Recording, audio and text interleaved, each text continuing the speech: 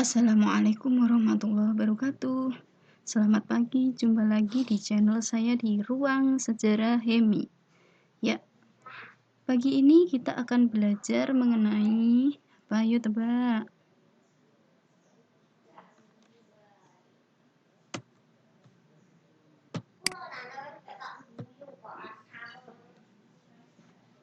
Sudah tahu kira-kira jika melihat gambar ini?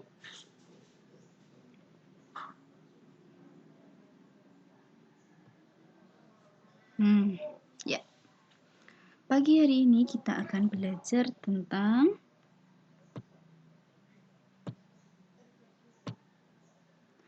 revolusi menegakkan Panji NKRI. Ya. Saya Hemi Kurniawanti. Pagi ini saya akan menerangkan materi tentang revolusi menegakkan Panji NKRI. Materi ini adalah materi kelas 11 Sejarah Indonesia yang ada dalam KD 3.10, yakni menganalisis strategi dan bentuk perjuangan bangsa Indonesia dalam upaya mempertahankan kemerdekaan dari ancaman sekutu dan Belanda. Dan KD 4.10-nya adalah mengolah informasi tentang strategi dan bentuk perjuangan bangsa Indonesia dalam upaya mempertahankan kemerdekaan dari ancaman sekutu dan Belanda dan menyajikannya dalam bentuk cerita sejarah. Oke, anak-anak, nanti kita akan mempelajari ini semua dan saya akan meminta bukti dari pemahaman kalian dalam bentuk cerita sejarah.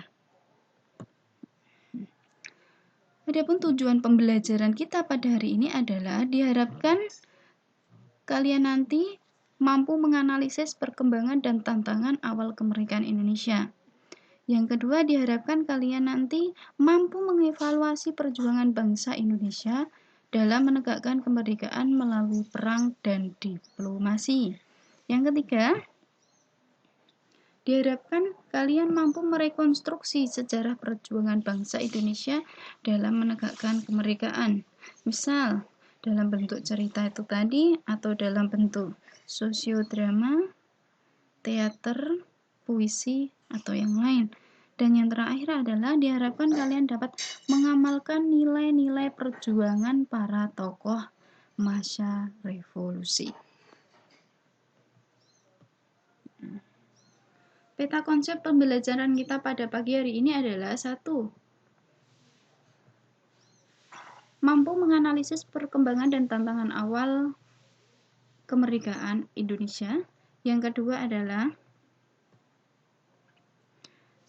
mampu mengevaluasi perjuangan bangsa antara perang dan damai. Dan yang ketiga adalah mengamalkan nilai-nilai kejuangan masa revolusi.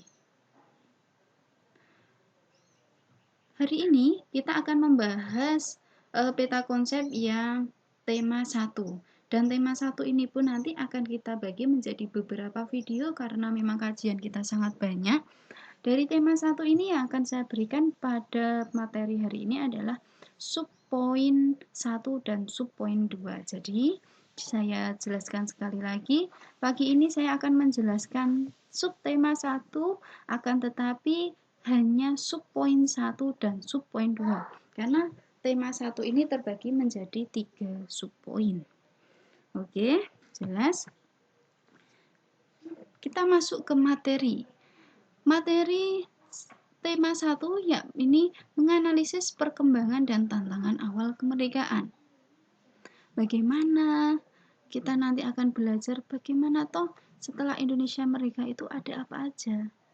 Nah, subpoin satunya adalah kondisi awal Indonesia merdeka. Materi kemerdekaan Indonesia sudah saya jelaskan dan hari ini kita harus tahu bagaimana kondisi awal Indonesia setelah merdeka. Nah, ternyata kondisi awal Indonesia setelah merdeka adalah secara politis keadaan Indonesia pada awal kemerdekaan belum mapan. Nah ini saya tulis dengan huruf tebal, belum mapan. Nah, belum mapannya itu karena apa? Akan saya jelaskan, yaitu belum mapan karena masih banyak ketegangan, kekacauan, berbagai insiden. Nah, oleh siapa? Hal ini tidak lain karena masih ada kekuatan asing yang tidak rela kalau Indonesia merdeka.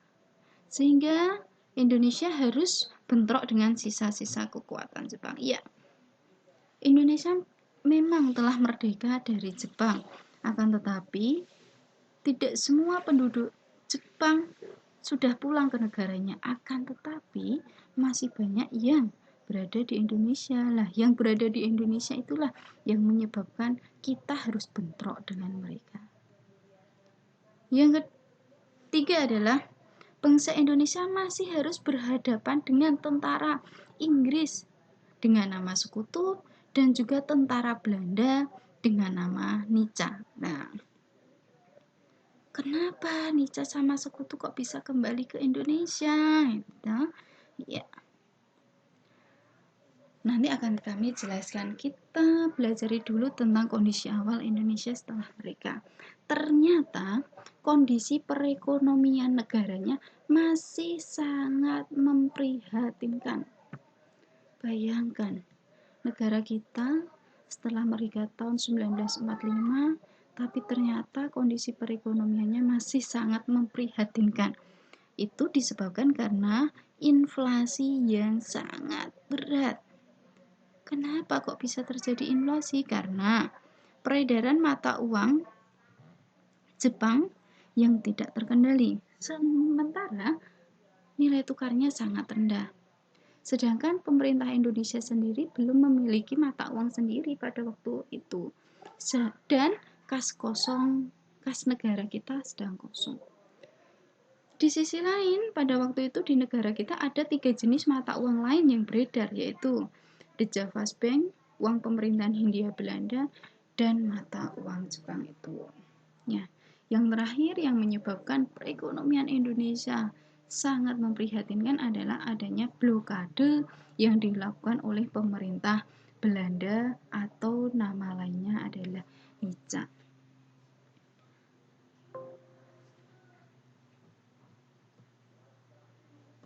Maaf, baterainya habis.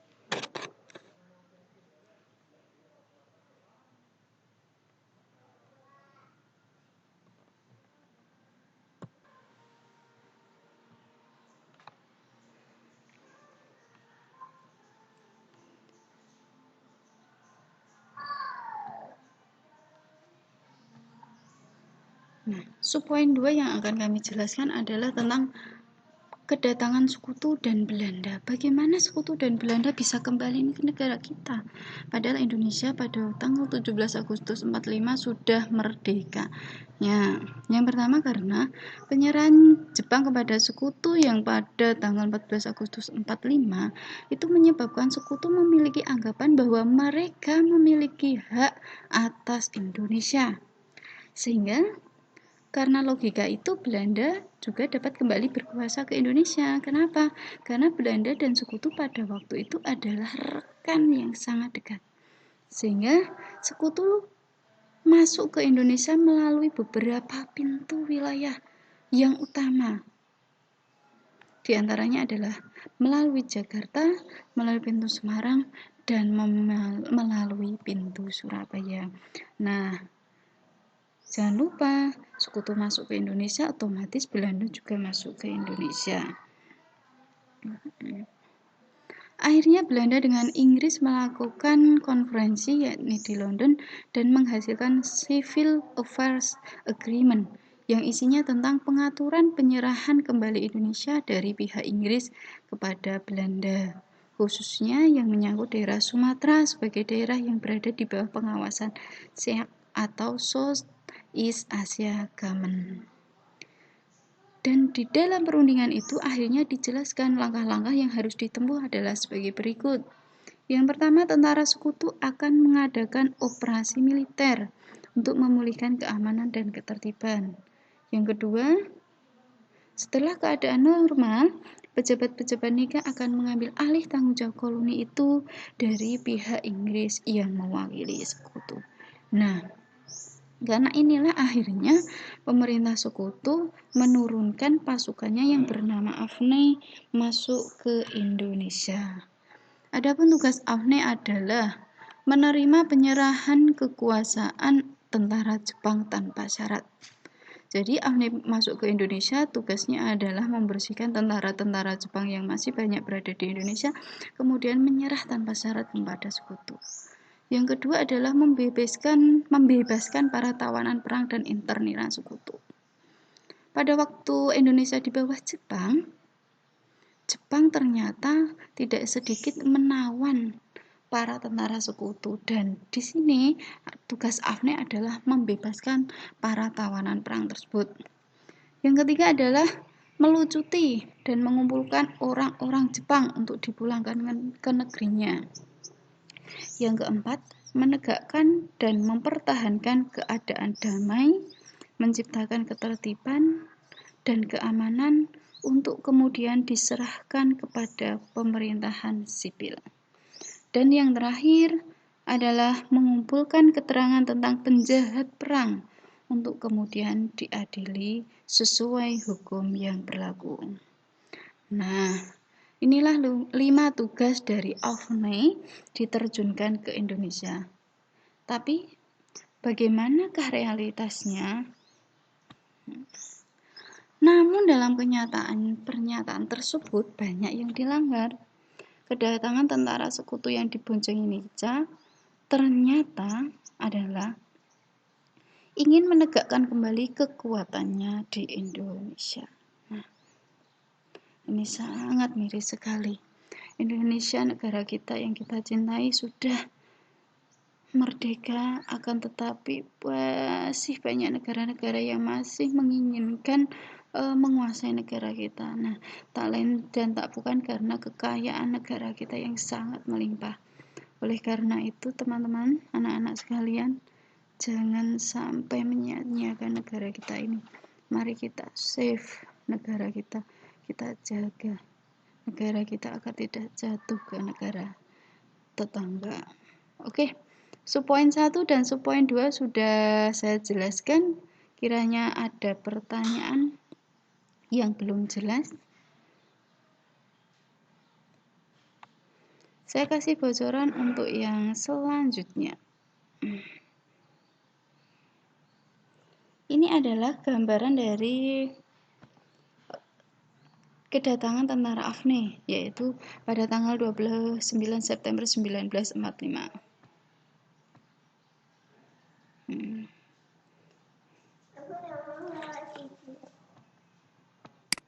Subpoin kita selanjutnya adalah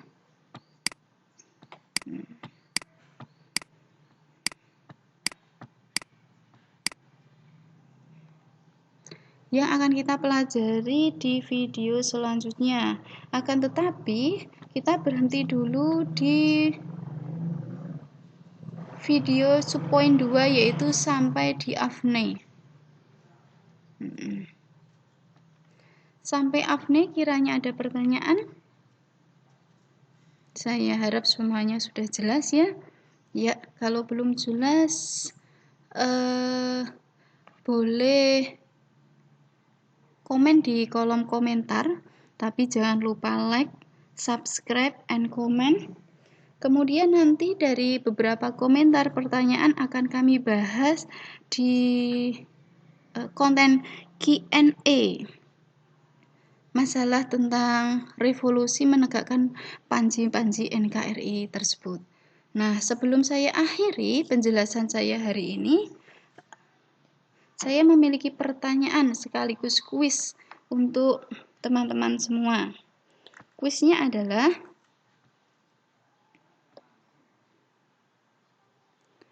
tolong berikan 3 gambar mata uang yang beredar di Indonesia pada waktu Indonesia awal kemerdekaan Indonesia. Ya, saya ulangi lagi.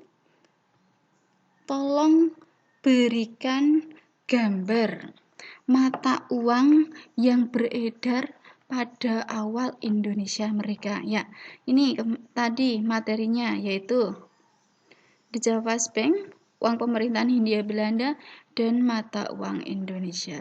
Ya. Sekian dari saya kira jelas. Kuis dari saya silahkan dijawab di kolom komentar. Saya akan berikan hadiah bagi penjawab yang paling cepat dan paling benar. Sekian dari saya. Tunggu video saya selanjutnya. Mohon maaf jika ada yang salah. Terima kasih. Wassalamualaikum warahmatullahi wabarakatuh.